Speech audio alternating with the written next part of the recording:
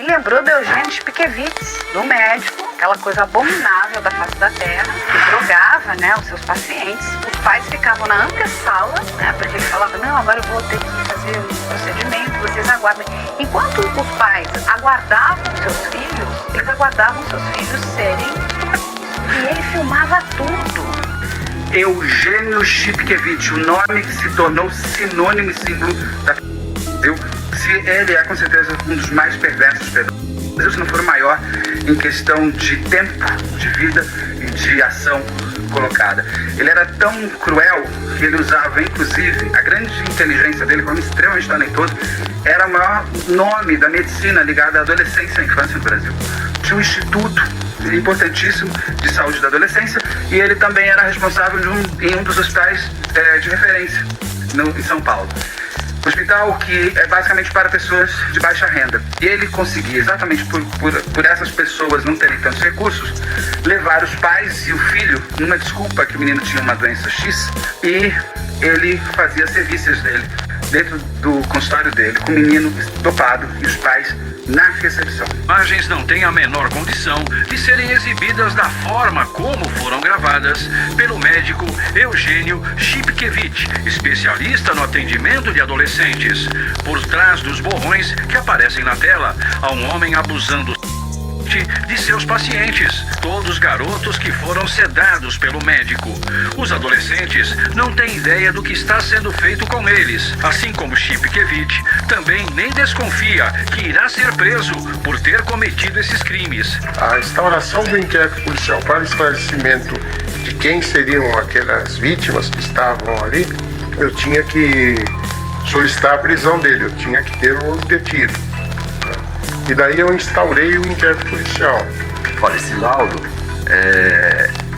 foi feito bem rápido, porque na época, segundo a informação, parece que ele já tinha uma prisão provisória, mas a importância que eu fiquei sabendo é que não existia nada que eu pudesse condenar, tá? Seria só mesmo a prova técnica, e no caso seria o laudo pericial. Eu acredito que se não tivesse o laudo, não haveria o crime. O processo de identificação das vítimas foi muito interessante, porque nós tínhamos, era o nosso propósito, que preservar essas vítimas. Então nós tiramos de cada fita, através de um processo de laboratório, a melhor posição facial daquela vítima em cada fita. De repente vê a sua imagem postada num programa de televisão na prática de atos libidinosos com adolescentes.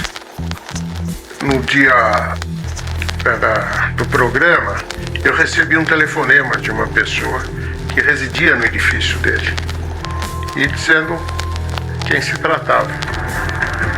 Aí nós iniciamos uma investigação, começando da placa dos carros dele na garagem, para descobrir de quem se tratava, os endereços e tal.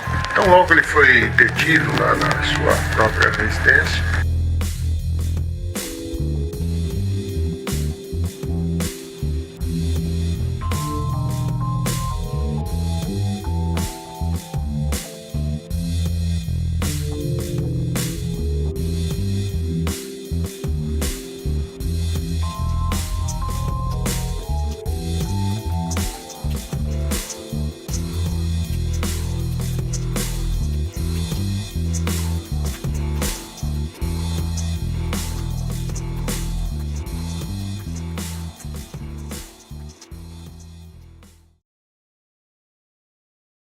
Encontro na caçamba.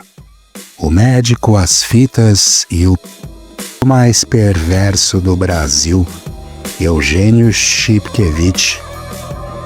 Em uma metrópole como São Paulo, a confiança é um artigo de luxo. E em um consultório médico, essa confiança é sagrada, especialmente quando se trata de nossos filhos. Mas o que acontece quando o guardião se torna o predador? O ano é 2002. As famílias de classe média e alta de São Paulo, que pagavam honorários acima da média, conhecem e respeitam um nome: Dr. Eugênio Spikevich. pediatra Ebiatra, uma sumidade, o homem por trás do Instituto Paulista da Adolescência, uma clínica conceituada na região de Moema.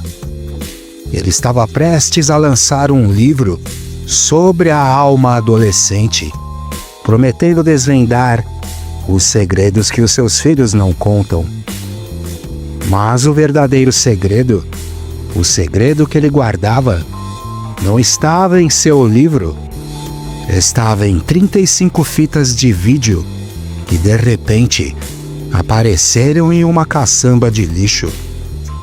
O conteúdo delas não era apenas chocante, era a prova fria e sórdida de que o médico querido, o formado pela USP com fama de excelência, era na verdade o pedófilo mais perverso que o Brasil já havia conhecido.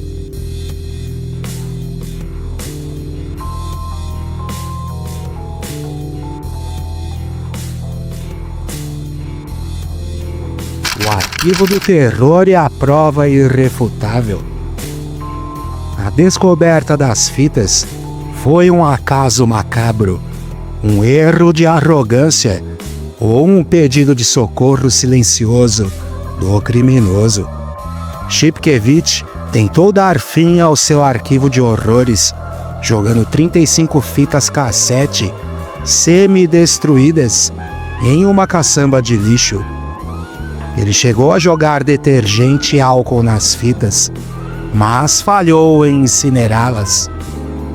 O destino, porém, tinha uma outra rota para a verdade. As fitas foram encontradas por um técnico de telefonia que trabalhava na região.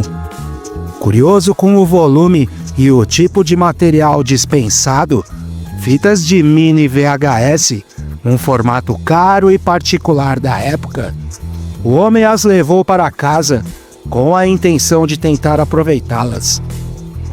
Ao assistir o conteúdo, o técnico se deparou com cenas deprimentes. O médico em seu consultório abusando de crianças e adolescentes. O homem chocado entregou o material a um comunicador, o apresentador Ratinho, e o escândalo eclodiu, transformando o caso em manchete nacional. A polícia e o Ministério Público mergulharam naquelas imagens perturbadoras, buscando por detalhes que pudessem levar à identificação dos garotos. As 35 fitas revelaram pelo menos 16 vítimas identificadas, embora o número real possa ser muito maior. E as datas nas fitas indicavam que os crimes se estendiam por pelo menos 6 anos, com registros que chegavam a 1995.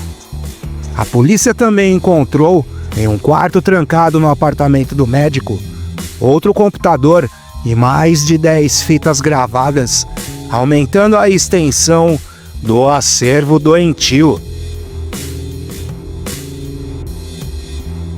O método de manipulação e traição da ciência.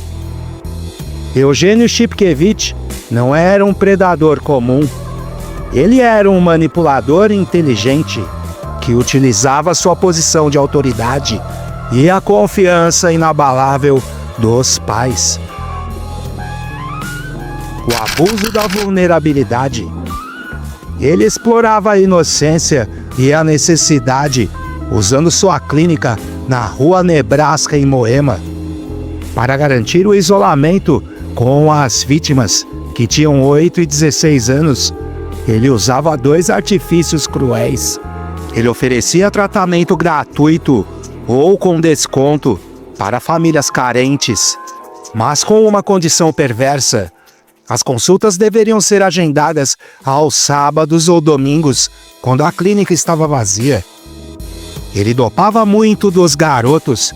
Vítimas adultas relataram anos depois que o médico alegava que elas poderiam ter alucinações devido aos medicamentos, manipulando a percepção da realidade. Os pais, esperando no lado de fora, jamais suspeitavam que a consulta de 1h30 era a cena de um crime.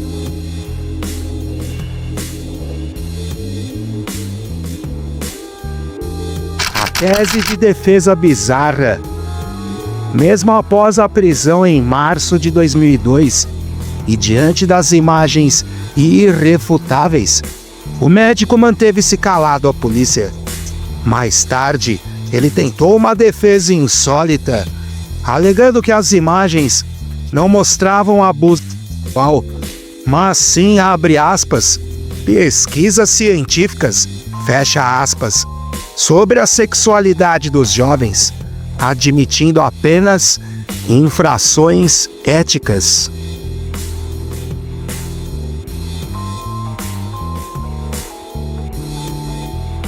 O julgamento e a sentença irrevogável. O Ministério Público denunciou Chipkevich pela prática de 24 crimes contra a liberdade sexual e violação do Estatuto da Criança e do Adolescente.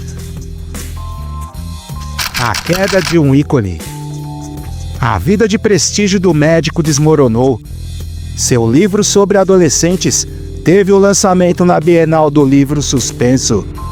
Em setembro de 2003, o Conselho Regional de Medicina de São Paulo e, posteriormente, o Conselho Federal de Medicina mantiveram a cassação definitiva de seu registro. O Judiciário condenou-o a 114 anos de prisão em regime fechado por crimes de atentado violento ao pudor com violência presumida e corrupção de menores. O Supremo Tribunal Federal negou os pedidos de habeas corpus, que tentavam anular o processo, confirmando a validade das provas. A psiquiatra Dinah Ackerman, que analisou o caso, resumiu a essência do horror. Abre aspas. Ele usava de sua capacidade profissional e de sua inteligência exclusivamente para satisfazer um desejo sexual pervertido. Fecha aspas.